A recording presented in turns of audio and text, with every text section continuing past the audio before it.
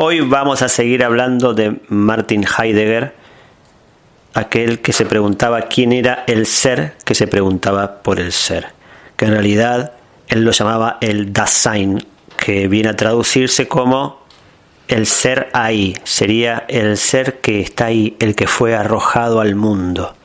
Y ese ser se pregunta por el ser cuando como ser humano no se ha olvidado de ese ser para consagrarse al dominio de los entes o de las cosas, es decir, cuando se ha cosificado a sí mismo y ha cosificado al mundo. Para Heidegger, el hombre no conoce al mundo, no lo puede conocer en el sentido en el que hablaban, por ejemplo, Descartes o Kant, porque el hombre cayó ahí y fue devorado por el mundo, no fue un sujeto, no es un sujeto que está separado del objeto, sino que ha sido arrojado al mundo y está tan sumido en ese mundo que no puede diferenciarse. Para Descartes o para Kant el hombre está ensimismado, por eso piensa, luego existe para Descartes, y para Kant puede desde su propia subjetividad construir la realidad.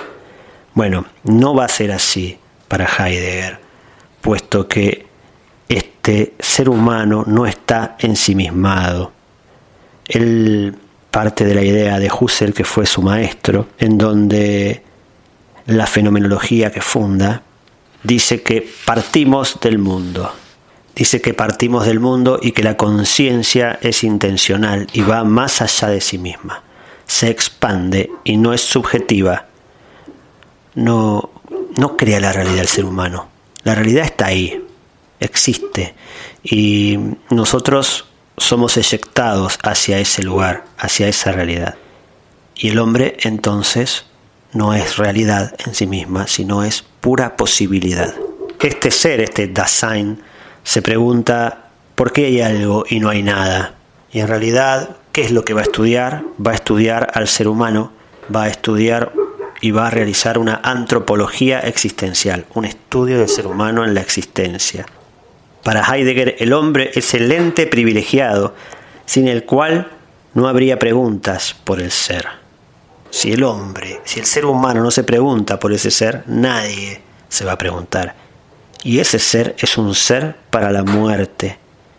Lo único que sabe, la única certeza que tiene, es que tiene infinitas posibilidades, muchísimo en potencia en toda su vida, pero en todas esas posibilidades va a morir.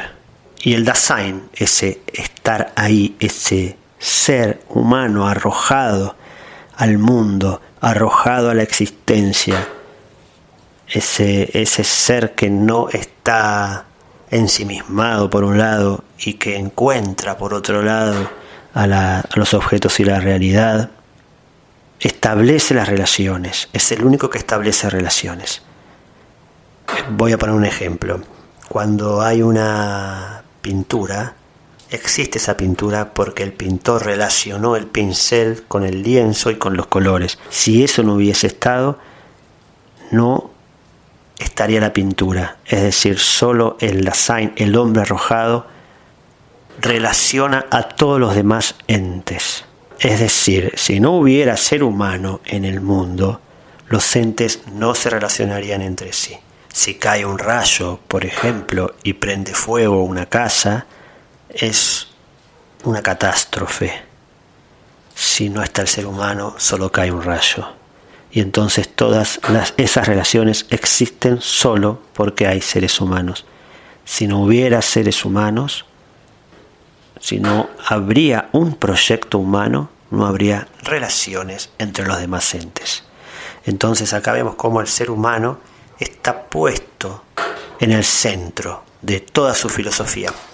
Y sobre ese ser del ser humano se pregunta. Y dice que no sabemos nada, que sabemos muy poco, porque lo hemos pensado siempre ensimismado y creyendo que subjetivaba la realidad. Hay una frase de él, con la que termino esta segunda parte de Heidegger, que lo define claramente, y que dice que ninguna época ha sabido tantas y tan diversas cosas del hombre como la nuestra, pero en verdad nunca se ha sabido menos qué es el hombre.